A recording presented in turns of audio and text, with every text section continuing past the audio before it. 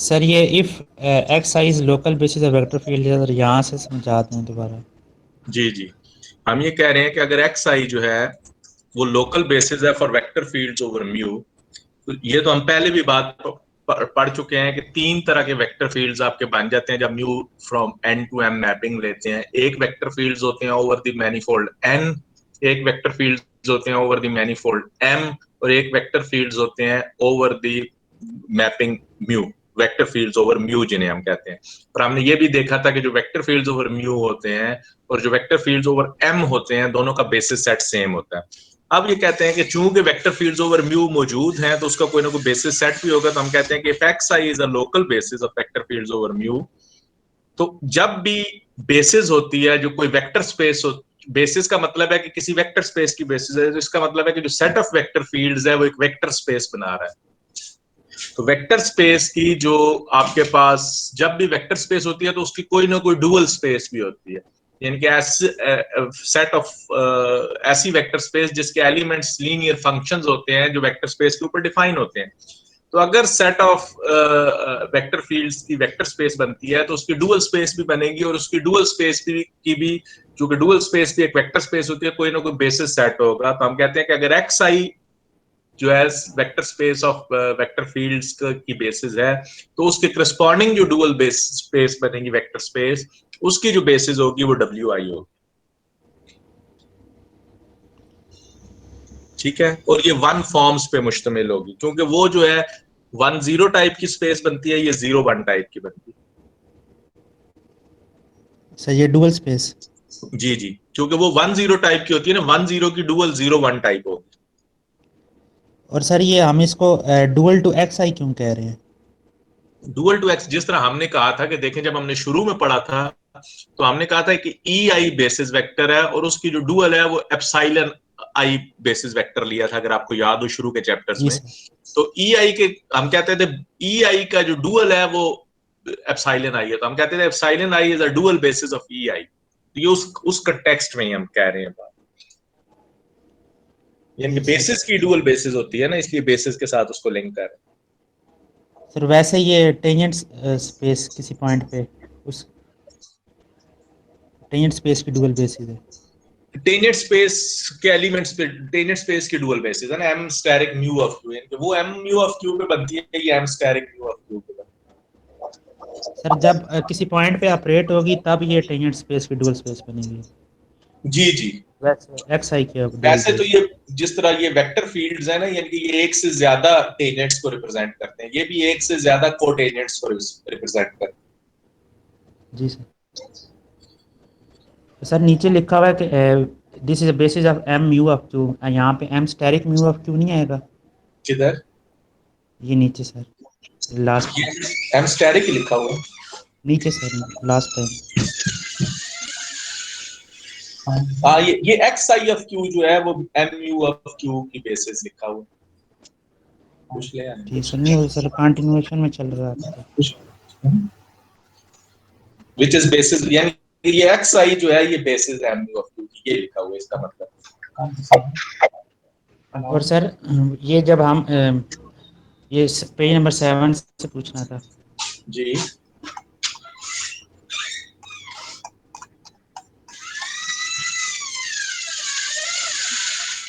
जी, sir जब ये हम कंपोनेंट फाइंड कर लेते हैं उसके ऊपर जब हम डुअल बेसिस को दोबारा ऑपरेट करेंगे तब हमारे पास डिफरेंशियल आएगा। ये वाला। ये नीचे जो हम। जी सर। नहीं नहीं, ये इस पे ऑपरेट होगा, डी जेड अल्फा एस तो ये चीज है, डी जेड जी अल्फा सर। एस तो ये चीज है, इस पे ऑपरेट होगा। तो ये देखें पहले 1 2 3 4 और एक्साई अल्फा मिला के 5 का सेट बन जाएगा ना, 5 बेसिस वेक्टर्स बन, जी सर। स्पेस जो है ना तो सर 5। पे इस वजह से इंडेक्स बढ़ जाएगा। जी जी, इस वजह से इंडेक्स बढ़ जाएगा, ये 1 4 1 3 की बजाय 1 4 की स्पेस हो जाएगी। और सर आगे जो हमने स्पेशल केस लिया है उसका बता। स्पेशल केस में तो ये लिया ना कि दोनों को सेम ले लें आप। स्पेशल केस तो आइडेंटिटी हम मैप हमेशा करते जैसे। हैं ना कि हम वेक्टर फील्ड ओवर म्यू की बजाय वेक्टर फील्ड्स ओवर एम ही ले लें, इनके एक ही मैनीफोल्ड है, दो डिफरेंट मैनीफोल्ड्स नहीं है। फिर हम आइडेंटिटी वो मैप सर। से रिस्पॉन्ड जी करके वो। जी तो सर कंपोनेंट कंपोनेंट की वजह से एक इंडेक्स बढ़ेगा, डेरिवेटिव का वही टेंसर का वही कंपोनेंट रहेगा, इंडेक्सेस वही रहेंगे। नहीं, इंडेक्स बढ़ गई ना। देखें, ये पहले जो थी जिसका हम कोवेरिएंट डेरिवेटिव ले रहे थे 1 3 टाइप का था, लेकिन कोवेरिएंट डेरिवेटिव लेने के बाद एक इंडेक्स बढ़ गई, अल्फा इंडेक्स का इजाफा हो गया, तो अब ये 1 4 टाइप का हो गया। सर वो तो डेरिवेटिव को शो कर रहा है ना। जी जी, लेकिन जो जो टेंसर फील्ड है ना, वो तो अपने कंपोनेंट से ही रिप्रेजेंट होता है ना, कि टाइप उसकी क्या, टाइप तो उसके कंपोनेंट से होगी ना, कि ऊपर उसके बेसिस सेट में कितने एलिमेंट्स आ रहे हैं। तो यहाँ पे एक्स आई 1 और W J W H W के भी, ये चारों ऊपर इंडेक्स है, गिजाई अल्फा भी ऊपर इंडेक्स है, तो इसका मतलब है ये 1 4 टाइप का बना। और सर नेक्स्ट पेज में आपने वो डेल्टा आई जे के is a tensor of type 1 2 having 8 components. Type 1 2 है लेकिन 8 कंपोनेंट्स तो 1 3 टाइप के नहीं होंगे। किधर किधर? अगले लेक्चर में। जी सर, अगले लेक्चर का फर्स्ट पेज। जी सर लास्ट में। जी जी, 8 ही बनेंगे ना। देखें कंपोनेंट्स कैसे निकालते हैं, मैंने आपको फार्मूला बताया हुआ था। फार्मूला ये होता है कि नंबर ऑफ डायमेंशंस, यानी कि डायमेंशन, यहाँ डायमेंशन है 2, ठीक है, power number of indices 2 power 3, तो 8 कंपोनेंट्स, यानी कि जितनी नंबर ऑफ इंडिसेस होंगी वो नंबर ऑफ डायमेंशन की पावर में आएंगी। यहाँ नंबर ऑफ डायमेंशन जो है 2 है, इंडिसेस 3 है, तो 2 पावर 3 8 आए। सर लेकिन आगे हमने टाइप तो 1 2 लिखी हुई है ना। टाइप 1 2 लिखी हुई है, लेकिन टोटल तो 3 होगी ना इंडिसेस, 1 + 2, यानी कि नंबर ऑफ इंडिसेस तो 1 + 2 होती है ना। टाइप 1 2 नहीं देखनी, नंबर ऑफ इंडिसेस देखनी है। नंबर ऑफ इंडिसेस इन दोनों को ऐड करके आता है 1 + 2, ठीक है। ठीक सर। जी सर जी, जी जी, अरे ये जो हमने फॉर्मूला जहाँ पे ड्राइव किया था, पेज नंबर। आवाज ठीक से नहीं आ रही जी, दोबारा बताइए। सर मैं कह रहा हूँ जो कोवेरिएंट का फार्मूला हमने ड्राइव किया था ना, पेज नंबर 7 पे, लेक्चर नंबर 27। सर उसकी जो पहली लाइन वो नहीं समझ आ रही, यहाँ पे डेरिवेटिव लिखा था। ये वाला या जी सर, पेज नंबर, यही जी यही सर, ऊपर। इसकी, ये वाला। जी सर, इस यहाँ पे ये जो, जी जी ये देख, सर। देखें ये चीज, ये 1 2 3 4 5 चीजों का प्रोडक्ट है, ठीक है। जब इस जी पे मैं सर, डेरिवेटिव ऑपरेट करूंगा तो पहला derivative D Z alpha S I J H के पे ऑपरेट होगा। चूंकि एस आई जे एच के एक स्केलर फंक्शन है, ये फंक्शन है रियल वैल्यूड, यानी कि इसकी कोई ये टेंसर टाइप नहीं है इसकी। तो जब स्केलर फंक्शन पे ऑपरेट होता है तो डी जेड अल्फा ऐसे ही ऑपरेट होता है जैसे जेड अल्फा ऑपरेट हो जाए, तो ये जेड अल्फा ऑपरेट हो गया। बाकी basis vectors as it is. फिर पहला as it is D Z alpha X I पे ऑपरेट हुआ, फिर D Z alpha W J पे ऑपरेट हुआ, फिर D Z alpha W H पे ऑपरेट हुआ, और फिर डी जेड अल्फा डब्ल्यू के पे ऑपरेट हुआ। सर ये जो डेरिवेटिव है सर, ये हमने पढ़ा ये लीनियर ऑपरेटर होता है, तो जिस तरह एस आई है सर, ये तो एक स्केलर है। तो अब ये नहीं समझ आ रही सर, डेरिवेटिव जो है स्केलर के बाहर नहीं निकाल देते, उस पे हम डेरिवेटिव कर रहे हैं।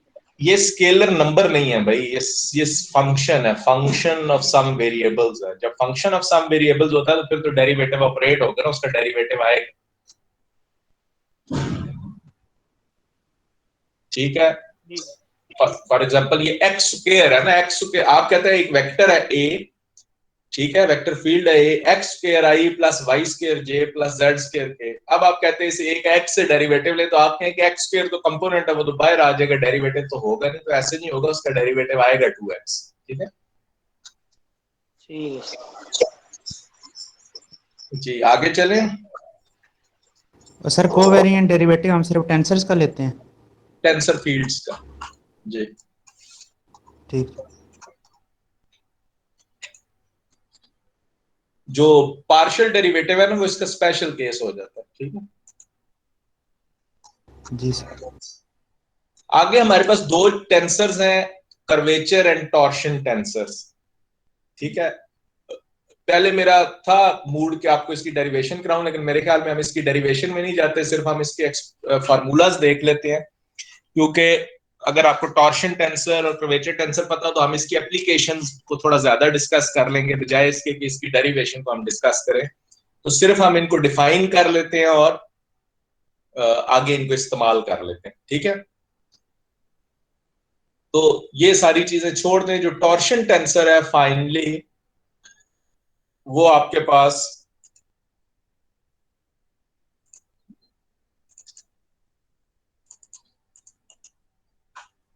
जो उसका फार्मूला बनता है हम वो देख लेते हैं।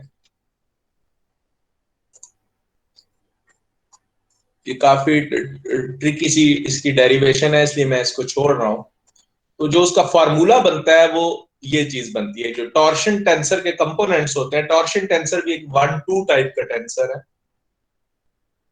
और इसका जो फार्मूला बनता है वो बनता है गैमा के आई के जे माइनस गैमा आई जे के। मीन्स के difference of the Christoffel symbols है अगर नीचे वाली इंडिसेस को इंटरचेंज कर दें, ठीक है। कि गैमा आई के जे माइनस गैमा आई जे के जो है ये बेसिकली टी आई जे के बनेगा, जिसे हम टॉर्शन टेंसर कहते हैं। और वो सारी स्पेसेस जिसमें क्रिस्टोफल सिंबल्स अपनी लोअर इंडेक्स में सिमेट्रिक होते हैं उनको हम बोलते हैं कि उनका जो टॉर्शन टेंसर है 0 है। और हम कहते हैं कि उस केस में हम फ्री स्पेस को कहते हैं टॉर्शन फ्री स्पेस। तो मोस्टली जो हम स्पेसेस डिस्कस करते हैं वो टॉर्शन फ्री स्पेसेस होती हैं, जिनमें टी 0 होता है। और टी 0 होने का मतलब है कि गैमा आई के जे इक्वल होगा गैमा आई जे के जो क्रिस्टोफल सिंबल्स हैं वो आपस में सिमेट्रिक होंगे। जो दूसरी इंपॉर्टेंट, जी जी सर वैसे तो टॉर्शन बेंडिंग ऑफ कर्व को शो करती है ना। वो टॉर्शन आप इसको मिक्स कर रहे हैं with the torsion of a curve के साथ। टॉर्शन ऑफ अ कर्व और चीज है और टॉर्शन टेंसर और चीज है। शो यही करती है कि हाउ जो आपका जो है ना स्पेस से डेविएशन क्या है, इनके स्पेस से डेविएशन ही शो करता है कि हाउ ये जो क्रिस्टोफल सिंबल्स हैं ये बेसिकली अगर आप इसको कम्यूट करें तो ये डेविएट कितना डेविएट करते हैं, यानी कि अगर ये लोअर इंडेक्स में कम्यूट करें तो कितनी डेविएशन आती है, कितना फर्क आता है, ये उस फर्क को मेजर करता है। अगर फर्क नहीं आएगा तो हम कहेंगे टॉर्शन फ्री स्पेस है, फर्क आएगा तो हम कहेंगे कि डेविएट कर रही है, ठीक है। लेकिन ये वो उस कर्व के साथ इसको मिक्स नहीं करना, वहां पे टॉर्शन और चीज है, ये टॉर्शन टेंसर है तो उससे डिफरेंट है, ठीक है। सर ये जो जी जी ये क्रिस्टोफल सिंबल होते हैं सर, ये लोअर इंडेक्स में तो वैसे भी सिमेट्रिक होते हैं सर। नहीं, ऑलवेज सिमेट्रिक, यानी कि ये उन स्पेसेस में सिमेट्रिक होते हैं जो टॉर्शन फ्री, यानी कि जिस तरह से हमने डिफाइन किया है ना, वो जो हमने डेफिनेशन पढ़ी है क्रिस्टोफल सिंबल्स की, उस डेफिनेशन वो डेफिनेशन है specific for the torsion free space. क्योंकि वो डेफिनेशन लिखी हुई है इस बुनियाद पे कि जो आपका मीट्रिक टेंसर है उसका कोवेरिएंट डेरिवेटिव 0 होता है ऑलवेज, और मीट्रिक टेंसर का कोवेरिएंट डेरिवेटिव 0 सिर्फ टॉर्शन फ्री स्पेस में होता है। तो ये जो हमने इसका डिराइव किया था एक्सप्रेशन, वो डिराइव ही सिर्फ टॉर्शन फ्री स्पेस के लिए किया हुआ, ठीक है। क्योंकि जो टॉर्शन वाली स्पेसेस है वो बहुत आगे हम पीएचडी लेवल के कोर्स की बात है, इसलिए वो यहां हम नहीं देखते, ठीक है। सही होगा। और दूसरी चीज है जिसे हम कर्वेचर टेंसर कहते हैं, इसका भी हम फार्मूला पढ़ेंगे और ये बताता है कि स्पेस के अंदर कितना कर्वेचर मौजूद है। जो कर्वेचर टेंसर है वो आपका डिफाइन होगा, उसके जो कंपोनेंट्स हैं ये लिखा हुआ है आपके पास, ये आखिर में जो लेक्चर के एंड पे है फॉर्मूला लिखा हुआ है कि कर्वेचर टेंसर आपका बनता है आर आई जे एच के इज इक्वल टू गैमा आई जे के कॉमा एच। यानी कि याद रखने का तरीका यह है कि इसका उलट लिखना है, एच के का उलट लिखना है आई जे के कॉमा एच माइनस आई जे एच कॉमा के। कॉमा का मतलब है कि हम पार्शियल डेरिवेटिव ले रहे हैं, plus gamma I P H, P एक डमी इंडेक्स है और ये डमी इंडेक्स आगे दूसरे क्रिस्टोफल सिंबल पे जाएगी पी जे के माइनस गैमा आई पी के गैमा पी जे एच। यानी कि अगर आप इसको पहले वाले को देखें प्लस वाले को, तो ये बिल्कुल प्लस वाले के साथ है, इधर भी जे के है, इधर पी के साथ जे के, और एच जो है पी के साथ है और आई ऊपर है। और इधर आप माइनस वाले को देखें नीचे जे एच है तो वो जे एच पी के साथ है, यानी कि याद रखने के लिए आसानी के लिए। लेकिन आप इंपॉर्टेंट बात इसमें जो गौर करने वाली है या नोट करने वाली है वो ये है कि जो हमने टॉर्शन टेंसर का फॉर्मूला लिखा था वो भी बेस कर रहा है क्रिस्टोफल सिंबल्स पे, और जो हमने रीमान टेंसर, इसको रीमान कर्वेचर टेंसर बोलते हैं, या कर्वेचर टेंसर का जो फॉर्मूला लिखा है वो भी बेस कर रहा है क्रिस्टोफर सिंबल्स पे, यानी कि और कल भी हमने देखी थी कि जो कोवेरिएंट डेरिवेटिव है वो भी बेस कर रहा था क्रिस्टोफर सिंबल्स पे। तो ये क्रिस्टोफर सिंबल्स बहुत इंपॉर्टेंट है और यही मेजर है कि हाउ जो है आपका कर्वेचर किस तरह से अफेक्ट करता है, और ये जो इजाफी चीज कहीं भी इक्वेशन के अंदर आएगी वो क्रिस्टोफर सिंबल्स आएंगे। नंबर वन, क्रिस्टोफर सिंबल्स किस पे बेस करते हैं? क्रिस्टोफर सिंबल्स आपको पता है कि बेस करते हैं मीट्रिक टेंसर के ऊपर और उसके इनवर्स के ऊपर। यानी कि इसका मतलब है कि जो फंडामेंटल चीज है डिफरेंशियल ज्योमेट्री के अंदर या जनरल रिलेटिविटी के अंदर वो मीट्रिक टेंसर है। अगर आपको मीट्रिक टेंसर पता चल गया तो बाकी सारी चीजें आप उस मीट्रिक टेंसर की बुनियाद पे one by one find out कर लेते हैं। तो the fundamental thing in the differential geometry is the metric tensor. Metric tensor किसी स्पेस का क्या है, वो मीट्रिक टेंसर ही डिटरमिन करता है कि इसके अंदर कर्वेचर क्या है, इसके अंदर फला, यानी सारी चीजें जो है उस मीट्रिक टेंसर से डिटरमिन होंगी। तो once we have the metric tensor of a space तो आप you can find out the remaining all things. ठीक है, तो अब हमारे पास सवाल ये पैदा होता है कि मीट्रिक टेंसर की कुछ इंपॉर्टेंट प्रॉपर्टीज हैं। ये जो इसकी कुछ इंपॉर्टेंट प्रॉपर्टीज हैं वो आज हम देखेंगे और फिर हम इसका एक एग्जांपल करेंगे इंशाल्लाह नेक्स्ट लेक्चर में। जो फर्स्ट इंपॉर्टेंट इसकी प्रॉपर्टी है उसे बोलते हैं द फर्स्ट बायांकी आइडेंटिटी, और वो प्रॉपर्टी ये, जी जी आवाज नहीं आ रही सर। आ रही है, बाकी लोगों को आ रही है, ये वो आपके नेट का इशू है मेरे ख्याल में। तो ये तीन तरह की चीजें होती हैं जो हम देखते हैं ना मैथमेटिक्स में, यानी कि आपको तीनों का फर्क भी मालूम होना चाहिए। बाज का हम जब इंटरव्यू में बैठे होते हैं तो कोई इस तरह का लेक्चरर के लिए अप्लाई करता है बच्चा, तो हम उससे पूछ लेते हैं ये सवाल ताकि वो इस सवाल का जवाब दे भी सकता है कि नहीं। एक होती है जिसे हम इक्वेशन कहते हैं, एक होती है जिसे हम इनइक्वालिटी कहते हैं, और तीसरी चीज होती है जिसे हम आइडेंटिटी कहते हैं। यानी कि तीनों में क्या फर्क होता है? इक्वेशन आपको पता है कि इक्वेशन जो है वो कोई सोल्यूशन देगी। ठीक है, फॉर एग्जांपल एक इक्वेशन है एक्स वेरिएबल के अंदर, सिंपल एक वेरिएबल के अंदर क्वाड्रेटिक इक्वेशन है तो दो रूट्स देगी, क्यूबिक इक्वेशन है तो तीन। यानी कि इक्वेशन का मतलब है कि आपके पास कोई एक्सप्रेशन लिखा हुआ है, आपने उसको इक्वेट किया किसी कांस्टेंट के और उसको सॉल्व किया तो वो आपको कोई सोल्यूशन देगी, कोई वैल्यू, न्यूमेरिकल वैल्यू, कोई रियल नंबर देगी जो उस इक्वेशन को सेटिस्फाई करता होगा। तो ये चीज कहलाती है इक्वेशन। इनइक्वालिटी में वो इक्वल नहीं होगा बल्कि लेस या ग्रेटर होगा। लेकिन आइडेंटिटी एक ऐसी चीज होती है जो ट्रू होती है फॉर ऑल वैल्यूज। जिस तरह sine square theta plus cos square theta is equal to 1, ये एक आइडेंटिटी है।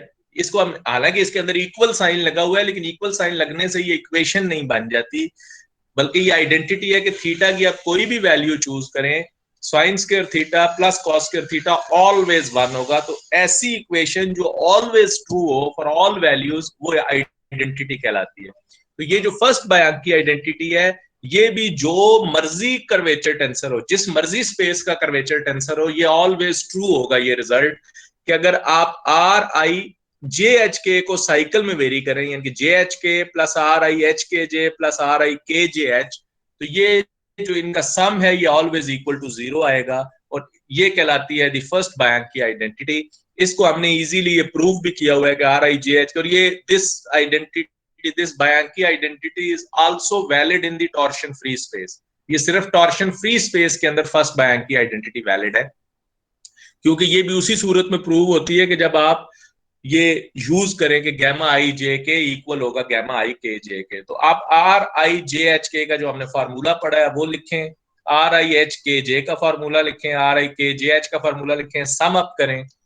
तो अब adding the above equations and utilizing the symmetry of the Christoffel symbols in the lower indices, you will see that कि ये जो terms हैं ये एक दूसरे के साथ कैंसल आउट हो जाती है। मैंने लाइन अंडरलाइन किया हुआ है, ये सिंगल अंडरलाइन इस सिंगल अंडरलाइन के साथ कैंसल हो रही है, ये डबल अंडरलाइन इस डबल अंडरलाइन के साथ कैंसल आउट हो रही है, ये ट्रिपल अंडरलाइन के साथ कॉमा वाली टर्में कैंसिल हो रही हैं, और ये सिंगल अंडरलाइन के साथ कॉमा के बगैर आपस में कैंसिल आउट हो रही है। ये मैंने जो सेम लाइंस अंडरलाइन की हैं वो एक दूसरे के साथ कैंसिल आउट हो रही है।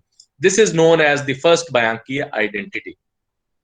दूसरा इंपॉर्टेंट टेंसर है जो हम डिराइव करते हैं from the Riemann curvature tensor is known as the Ricci tensor. The tensor Rijhk is called the Riemann curvature tensor, and the Ricci tensor on a connection D is obtained by contracting the curvature tensor as follows. तो अब आप ये देखें कि contract आप कब करते हैं. कंट्रैक्ट मैंने जब हमने कॉन्ट्रैक्शन पढ़ी थी तो मैंने आपको बताया था कि हमेशा ऊपर वाली इंडेक्स नीचे वाली इंडेक्स के साथ कॉन्ट्रैक्ट होती है. यहाँ पे जो रीमान कर्वेचर टेंसर है उसके ऊपर एक इंडेक्स मौजूद है, RIJH के ऊपर एक इंडेक्स है. ये पहली इंडेक्स जो ऊपर है ये कॉन्ट्रैक्ट होगी नीचे. अगर हम उसको नीचे बीच वाली दरमियान वाली इंडेक्स के साथ कॉन्ट्रैक्ट करते हैं तो ये एक डमी इंडेक्स बन जाएगी, और जो टेंसर ऑफ टाइप 1-3 था वो कम होके टेंसर ऑफ टाइप 0-2 बन जाएगा, क्योंकि कंट्रैक्शन में एक टाइप ऊपर कम होती है, एक टाइप नीचे कम होती है. तो 1-3 टाइप का टेंसर 0-2 टाइप का टेंसर बन जाएगा. और हम इसको जब इस तरह से कॉन्ट्रैक्ट करते हैं तो ये जो टेंसर बचता है जिसे हम RIJ कहते हैं इज इक्वल टू RHIHJ, ये कहलाता है रिची टेंसर. और ये भी बड़ा मशहूर टेंसर है. एक छोटा सा प्रॉब्लम है कि if D is symmetric then, यानी कि अगर D सिमेट्रिक हो तो RHHIJ जो है वो ऑलवेज इक्वल टू 0 होगा, या RIJ जो है वो RJI के इक्वल होगा. यानी कि अगर D सिमेट्रिक है यानी कि टॉर्शन फ्री स्पेस है तो उस टॉर्शन फ्री स्पेस के अंदर जो रिची टेंसर है वो भी सिमेट्रिक होता है, RIJ इक्वल होता है RJI के. तो ये RIJ बाय डेफिनेशन बनता है RHIHJ. आपने फार्मूला आगे खोल दिया, जो आपके पास रीमान कर्वेचर टेंसर का फार्मूला था उसको सब्स्टिट्यूट कर दिया.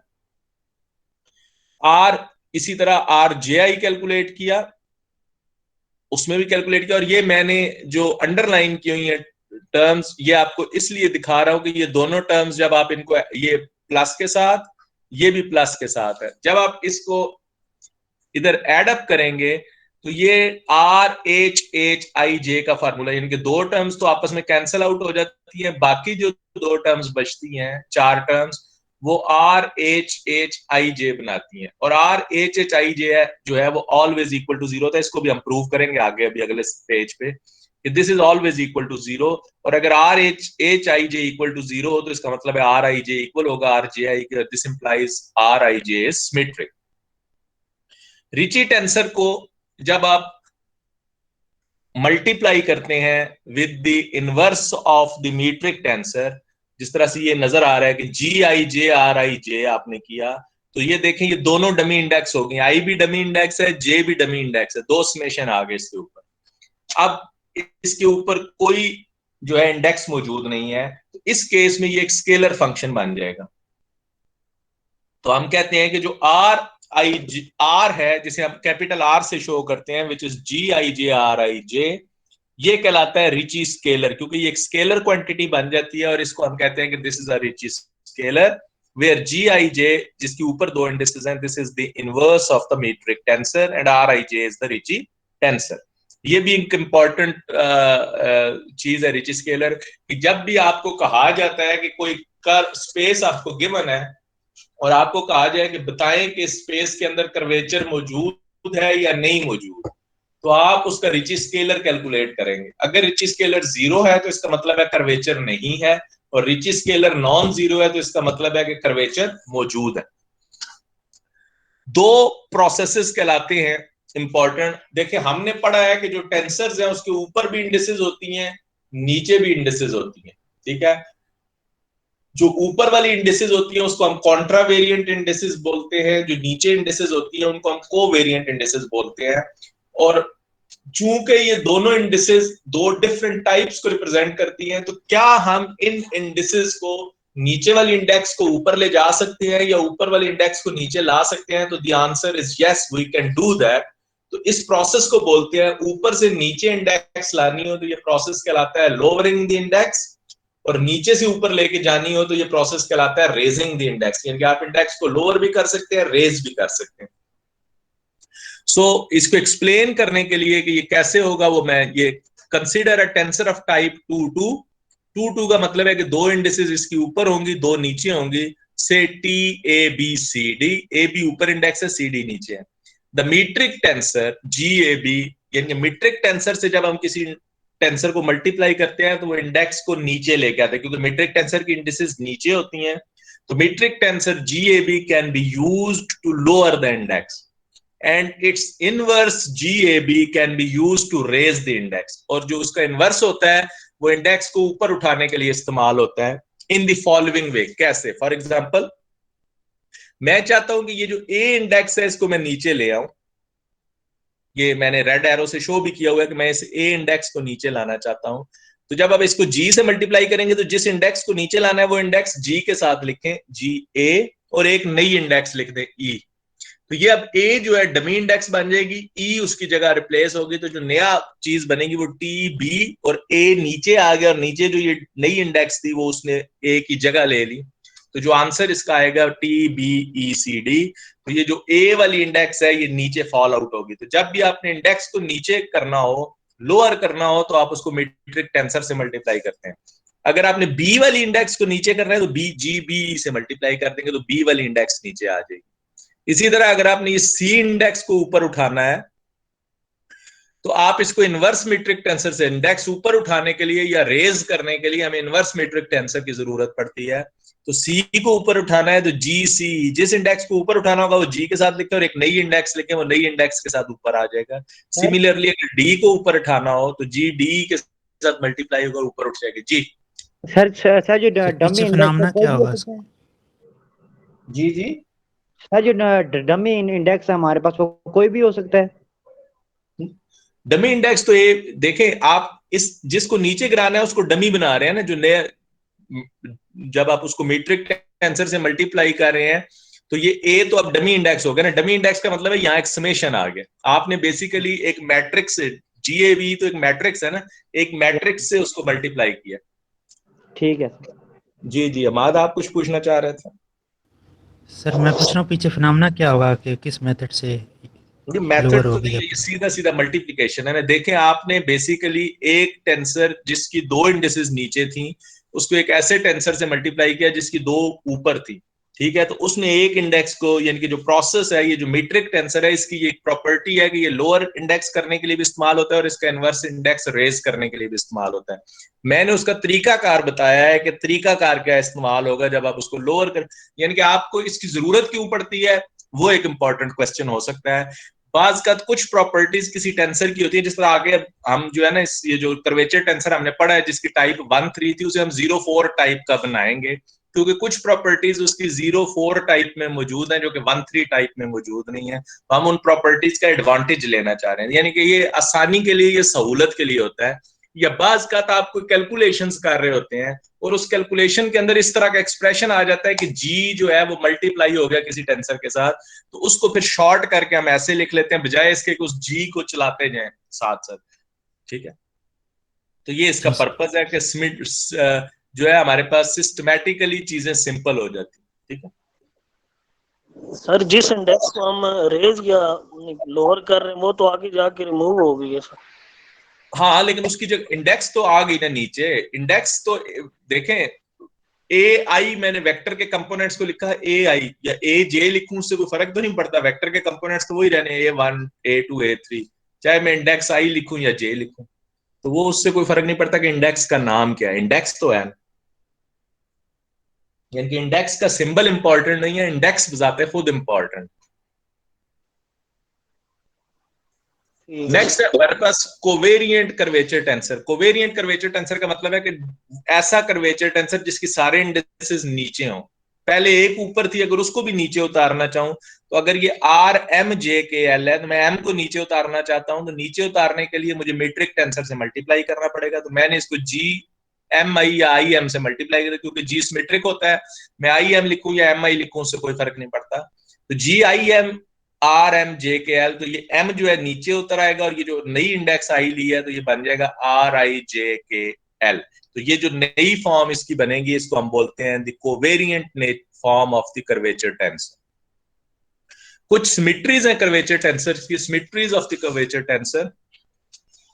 The first one is that कि R A B C D equal होता है minus R A B D C, यानी कि अगर आखिरी दो इंडिसेस को मैं इंटरचेंज कर दूं तो जो कर्वेचर टेंसर है वो इन दो इंडिसेस में स्क्यू सिमेट्रिक होता है।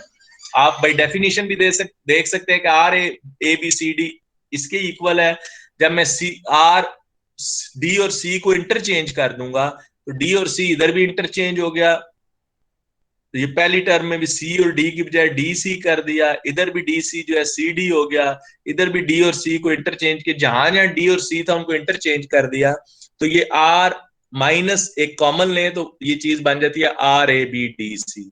तो बेसिकली यहां से प्रूव होता है कि आप जो आखिरी दो इंडिसेस हैं अगर उनको इंटरचेंज करें तो Riemann curvature tensor skew symmetric होता है। सर यहाँ पे तो जी बी तो अपनी जगह पे, सर सी और डी नहीं इंटरचेंज हो रहा सर। सी और डी को इंटरचेंज किया है ना आखिरी दो इंडिसेस।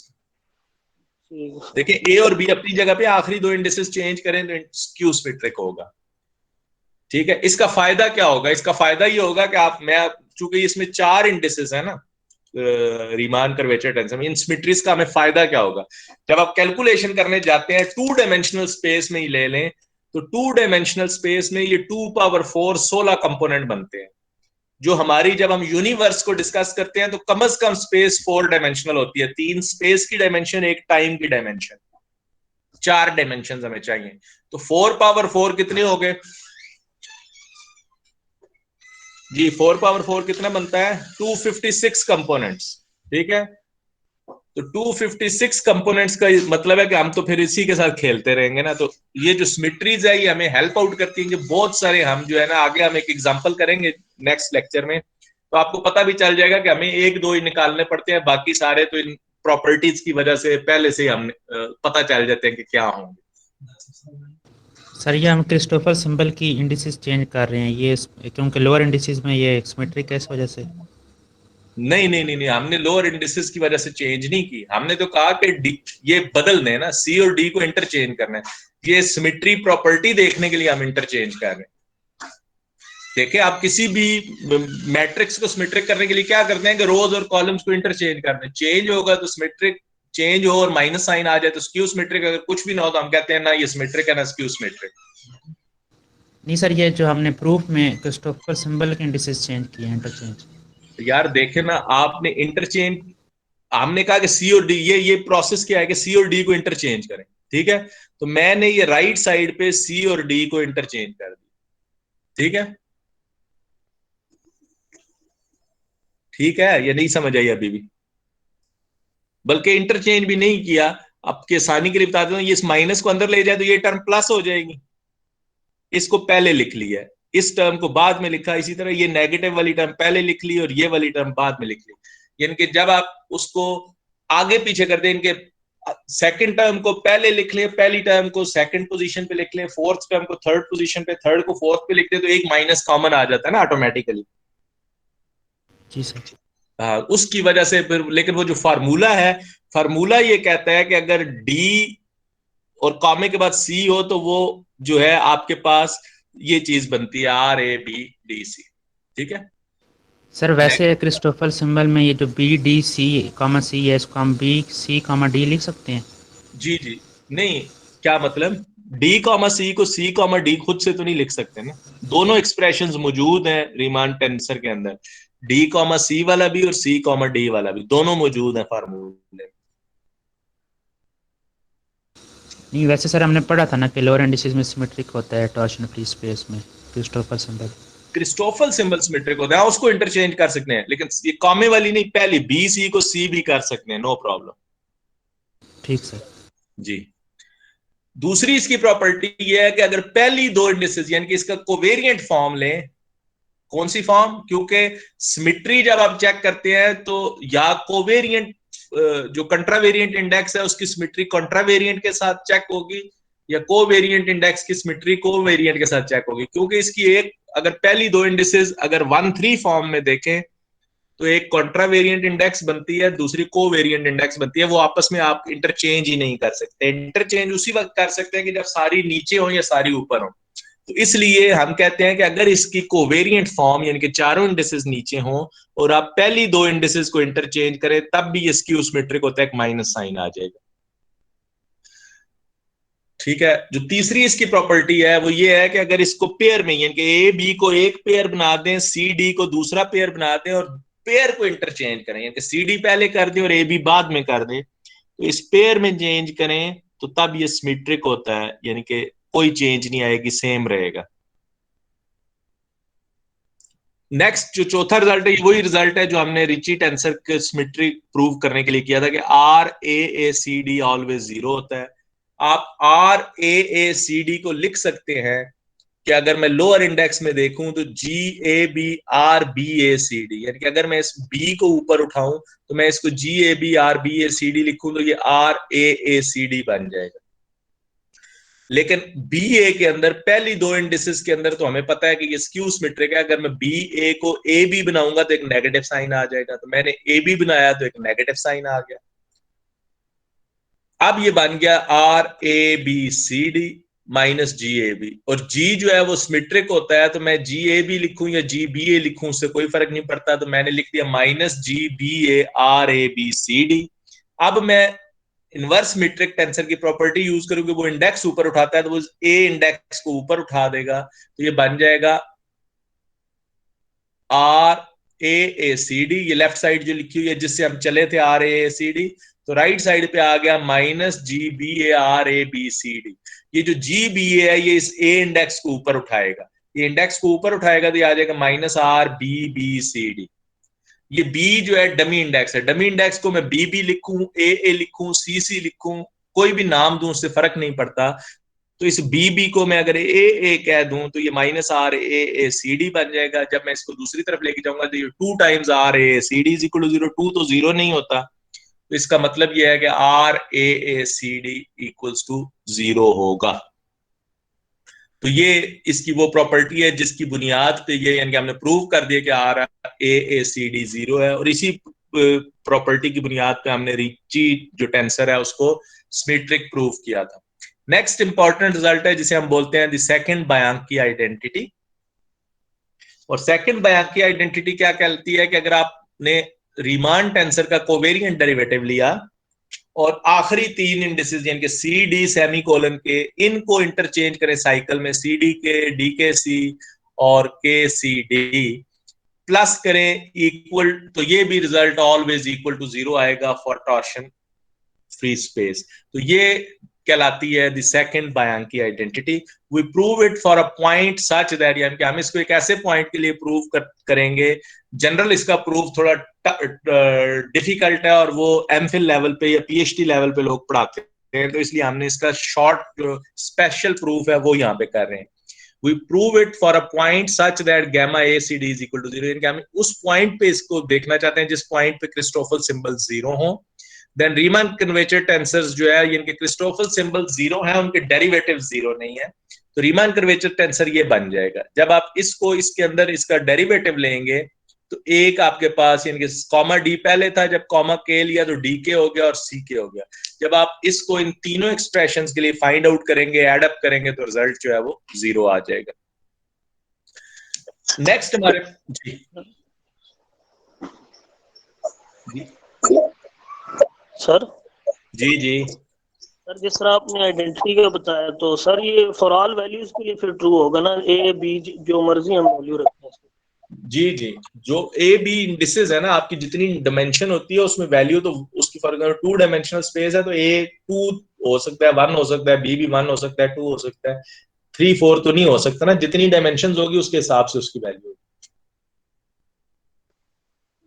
सर ये जो डायमेंशन होगी उसके मुताबिक हम इंडिसेस रख सकते हैं अपनी मर्जी।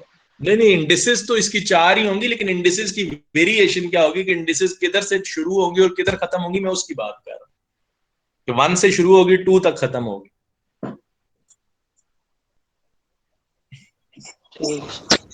सर ये जो क्रिस्टोफर सिंबल हमने 0 लिए हैं और उनका डेरिवेटिव नॉन 0 होगा, फिर वो कैसे? जी ऐसे फंक्शंस मौजूद है ना जो किसी पॉइंट पे 0, फॉर एग्जांपल x जो है वो 0 पे 0 होता है, लेकिन उसका डेरिवेटिव 0 पे 0 नहीं होता। f of x is equal to x एक फंक्शन है जो 0 पे 0 है, लेकिन इसका डेरिवेटिव तो 1 आता है, वो तो 0 पे 0 नहीं है, तो ये तो पॉसिबल है, इसमें कोई ऐसी बात नहीं। ठीक सर।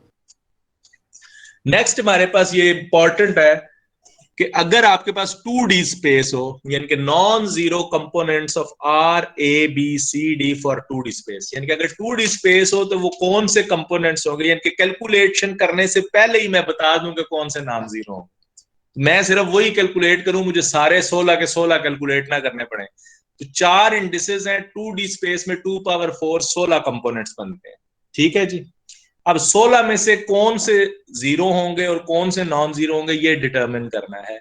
चूंकि 2D स्पेस है तो वेरिएशन इंडिसेस की 1 से लेकर 2 तक होगी।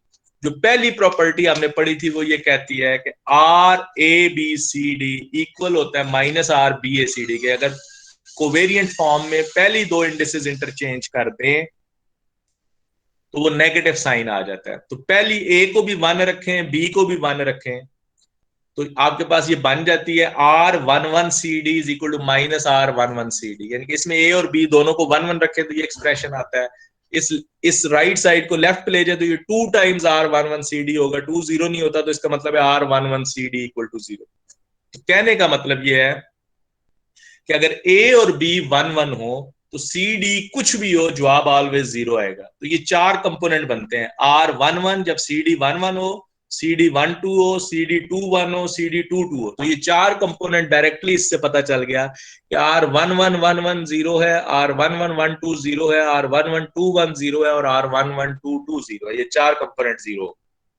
सिमिलरली अगर ए और बी को आप 2 2 रख दे, इसी एक्सप्रेशन में 2 2 रखेंगे तो माइनस R22 CD हो जाएगा। तो ये R22 CD भी इक्वल टू 0, यानी कि अगर पहले 1 1 हो तब भी सारे 0 और पहले 2 2 हो तब भी सारे 0। तो ये आपके पास आ जाएगा R22 1 1 is equal to 0, R22 1 2 is equal to 0, R22 2 1 is equal to 0 and R22 2 2 is equal to 0। तो 16 में से 8 तो हमने 0 प्रूव कर दिए इमीडिएटली कि 8 0 होंगे, ये हमें कैलकुलेट करने की जरूरत ही नहीं। दो प्रॉपर्टी, अभी एक ही प्रॉपर्टी इस्तेमाल की। अगली प्रॉपर्टी यह है कि हमें यह भी पता है कि अगर आखिरी दो इंडिसेस को इंटरचेंज करें, यानी कि R A B C D equal होता है minus R A B D C के, लास्ट 2 इंडिसेस को भी इंटरचेंज करें तो एक नेगेटिव साइन आता है। तो लास्ट 2 इंडिसेस में अगर सी और डी की जगह 1 1 रखें तो आर ए बी 1 1 इक्वल आएगा माइनस आर ए बी 1 1। तो ये 2 R A B 1 1 equal to 0। This implies R A B 1 1 is equal to. तो लास्ट में भी 1 1 हो तो ये इक्वल टू 0 आता है। तो अब पॉसिबिलिटी ये थी, दो तो 1 1 वाले इधर कवर हो गए पहले, एक 1 1 वाला ये देखें लास्ट में 1 1 आता है, ये पहले हम 0 कर चुके हैं, और एक R22 1 1 आता है, ये दो हम पहले ही 0 कह चुके हैं। जो बच गए हमारे पास लास्ट में दो 1 1 वाले, वो था एक R12 1 1 और एक R21 1 1। तो ये दो मजीद 0 हो गए इस प्रॉपर्टी की वजह से। तो पहले 8 0 हुए तो ये 10 0 हो गए। अगला हम इस 1 1 की जगह 2 2 रखें तो फिर 2 2 में भी यहां अगर आप गौर से देखें तो दो ऑलरेडी 0 हुए हैं, ये 2 2 वाले। लास्ट में जो 2 2 वाले, एक R22 इज इक्वल टू 0 और एक R1122 इज इक्वल टू 0। तो ये दो ऑलरेडी 0 हुए हैं, दो और बच जाएंगे, 1 2 2 2 एंड 2 1 2 2। तो 1 2 2 2 और 2 1 2 2 भी 0 हो गए, तो 12 0 हो गए। तो हमने साबित कर दिया कि 16 में से 12 तो वैसे ही 0 होंगे। जब भी 2 डायमेंशनल स्पेस होगी 16 में से 12 ऑलवेज 0 हो जाएंगे। आगे जो प्रॉपर्टी है, तीसरी प्रॉपर्टी, कि अगर आप पेयर में उसको इंटरचेंज करते हैं तो R A B C D equal होता है R C D A B के। तो अब जो हमारे पास कंपोनेंट बचता है वो बचता है 1 2 1 2। जो 1 2 1 2 कंपोनेंट है वो उसकी हमने अभी तक बात नहीं की थी। तो R12 1 2 कंपोनेंट है। तो जब मैं इसको लास्ट 2 इंडिसेस को इंटरचेंज करता हूं तो ये आ जाएगा माइनस R12 2 1, क्योंकि लास्ट 2 इंडिसेस में ये सिमेट्रिक होता है। पहली दो इंडिसेस में भी ये स्क्यू सिमेट्रिक होता है, सॉरी लास्ट 2 में भी स्क्यू सिमेट्रिक होता है, पहली दो में भी स्क्यू सिमेट्रिक होता है। तो मैं पहले 1 2 को चेंज करूं तो ये प्लस R21 के इक्वल आ जाएगा। और अगर मैं फिर लास्ट 2 1 को इंटरचेंज करूं तो ये माइनस R21 1 2 के इक्वल आ जाएगा। कहने का मतलब ये है कि टोटल 16 थे, जो बाकी 4 बचे थे वो यही थे 1 2 1 2 1 2 2 1 2 1 2 1 2 1 1 2। तो ये जो 4 बाकी बचे, ये चारों जो है आपस में रिलेट हो रहे हैं कि अगर आप इनमें से कोई एक निकाल लें तो बाकी निकल आएगी। यानी कि अगर मैं R12 1 2 कैलकुलेट कर लूं तो मैं R1221 निकाल सकता हूँ क्योंकि वो माइनस R1212 के बराबर है। मैं R2121 निकाल सकता हूँ क्योंकि वो R1212 के इक्वल है। मैं R2112 निकाल सकता हूँ क्योंकि वो माइनस R1212 के इक्वल है। तो कहने का मतलब ये है कि 16 में से मुझे सिर्फ एक कंपोनेंट फाइंड आउट करना पड़ेगा और वो कंपोनेंट होगा R1212। अगर मैं R1212 कैलकुलेट कर लूं तो मैंने 16 के 16 कैलकुलेट कर लिए, 12 तो जीरो हैं, बाकी जो 3 है वो भी R1212 की मदद से निकल आएंगे। तो 4 जो नॉन जीरो कंपोनेंट बनते हैं, अगर नॉन जीरो हुए तो 4 जो only independent non zero component वो R1212 से निकल आएंगे। सर अब वो R1212 भी तो डिपेंडेंट होगा ना? किस पे? अगर हम बाकी तीनों में से एक फाइंड कर लें तो फिर ये डिपेंडेंट होगा। हाँ चले, बाकी कोई एक फाइंड कर लें, लेकिन हमने चूंकि 1212 जरा याद रखना आसान है तो इसलिए कहा, वरना आप इनमें से कोई एक फाइंड कर लें तो बाकी को यानी कि कोई एक इंडिपेंडेंट होगा इनमें से। तो हमने चूज कर लिया कि R1212 इज इंडिपेंडेंट। आप अगर R1221 कह लें या R2121 कह लें, it's also fine, no problem. अब वही एग्जांपल है हमारे पास, जो एग्जांपल हमने पढ़ी हुई है पोलर कोऑर्डिनेट्स वाली। आर थीटा के लिए आपने मीट्रिक टेंसर निकाला था, इनवर्स मीट्रिक टेंसर निकाला हुआ है, और आपने क्रिस्टोफल सिंबल्स भी नॉन जीरो निकाले हुए हैं, वो मैंने सारे यहां लिख दिए। फिर आगे आपके पास फार्मूला बनता है कि R A B C D का फार्मूला भी लिख दिया है। चूंकि ये 2 डायमेंशनल स्पेस है तो 2 डायमेंशनल स्पेस में आप एक ही को चेक करते हैं और वो आप चेक करेंगे R1212। तो R12 ए को 1, बी को 2, सी को 1, डी को 2 रखे इस फार्मूले में, ये सारे एक्सप्रेशन को रखा, और पी को 1 से लेकर 2 तक खोले और जो नॉन जीरो कंपोनेंट्स हैं उसकी वैल्यू पुट करें तो आपके पास आंसर आता है 0। तो जो इंडिपेंडेंट एक बचा था वो भी 0 आया इस पर्टिकुलर केस में। तो आपके पास रीमान कर्वेचर टेंसर का कोई कंपोनेंट सरवाइव नहीं करता, सब 0 आते हैं इस केस में। क्यों 0 आ रहे हैं बेसिकली, उसकी वजह यह है कि हमने पोलर कोऑर्डिनेट्स तो यूज किए, लेकिन पोलर कोऑर्डिनेट्स हम यूज करते हैं R2 को डिफाइन करने के लिए, और R2 तो यूक्लिडियन स्पेस है, और यूक्लिडियन स्पेस फ्लैट होती है, क्योंकि उसके अंदर कोई कर्वेचर नहीं होता। तो ये रीमान कर्वेचर टेंसर भी 0 इसलिए आया कि उसके अंदर कर्वेचर है ही नहीं, तो इसलिए रीमान कर्वेचर टेंसर 0 आएगा। कोऑर्डिनेट सिस्टम आप जो मर्जी यूज कर ले, अगर स्पेस जो है वो फ्लैट है तो उसके कर्वेचर टेंसर ऑलवेज 0 आएगा। All components are 0. The space has no curvature. Space is flat. Space determined by R theta, that is R square, is a flat space. Ricci tensor and Ricci scalar are automatically 0 क्योंकि वो तो depend करते हैं Riemann tensor पे। अगर Riemann tensor 0 है तो Richie tensor और रिची स्केलर भी 0 होंगे। ये हमने एक फ्लैट स्पेस के लिए डिटरमिन किया। अगले लेक्चर में हम कर्व्ड स्पेस स्फीयर के लिए कैलकुलेट करेंगे कि वहां पे क्या सूरत हाल बनती है। नेक्स्ट लेक्चर में इंशाल्लाह हम उसको देखेंगे। Any question please? सर वो एक जो हमने प्रॉपर्टी पढ़ी है जिसमें डी सिमेट्रिक हमने कहा है, तो सर डी सिमेट्रिक कैसे होता है? डी सिमेट्रिक का मतलब क्या कहा है, कहां पे पढ़ी है जी जरा? सर वो मुझे रिक्की टेंसर में ख्याल में। नहीं, मैं ये प्रॉपर्टीज खोल लेता हूँ। ये सिमेट्रीज ऑफ द कर्वेचर, ये इससे भी पीछे सर पीछे सर छोटी छोटी प्रॉपर्टीज थी, ये सर नीचे रह गई, ये sir if D symmetric then. हाँ, डी सिमेट्रिक होने का मतलब ये है कि डी एक्स वाई इक्वल होता है डी वाई एक्स के। कहने का मतलब है कि गैमा आई जे इक्वल हो गैमा जे आई। इस डी सिमेट्रिक होने का मतलब ये है कि टॉर्शन फ्री स्पेस है। सर जी सर ये जो लास्ट में हमने इंडिपेंडेंट जो किया था आर, उसकी इंडेक्स जो थी 1 वो नीचे थी 1 2 1 2, लेकिन जब हमने फाइंड किया तो R1 ऊपर था और जो दूसरी उससे कोई फर्क नहीं पड़ता। अगर लोअर इंडेक्स वाला 0 है तो जब उसको उठाएंगे तब भी वो 0 ही रहेगा ना, वैल्यू तो वही रहती है। वो मीट्रिक टेंसर से जरूर मल्टीप्लाई होगी, लेकिन 0 से जिस चीज को भी मल्टीप्लाई करेंगे वो रहेगी तो 0 ही। ठीक है सर, वो तो हम फिर मीट्रिक टेंसर से मल्टीप्लाई करते हैं। बेशक मीट्रिक टेंसर से मल्टीप्लाई करें, लेकिन जिस कंपोनेंट की वैल्यू 0 है वो मीट्रिक टेंसर से 0 मल्टीप्लाई होगी भी तो 0 ही रहेगा ना। ठीक है सर, वो जो रिजल्ट आता है सर वो तो हम मीट्रिक टेंसर से मल्टीप्लाई करके और फाइंड करते। सॉरी मुझे सही सुनाई नहीं दिया, दोबारा पूछिए, दोबारा पूछिए, मुझे सही सुन। तो तो अभी भी सही सुनाई नहीं दे रहा, दोबारा पूछ। जो आपकी आवाज नहीं ठीक आ रही।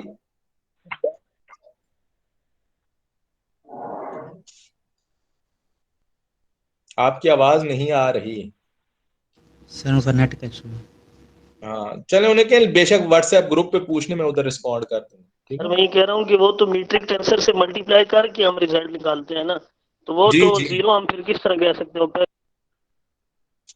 मैं ये कह रहा हूँ कि एक कंपोनेंट है, उसकी वैल्यू जीरो है किसी टेंसर में ना, फॉर एग्जांपल हम कह रहे हैं 1 2 कंपोनेंट है, वो जीरो है।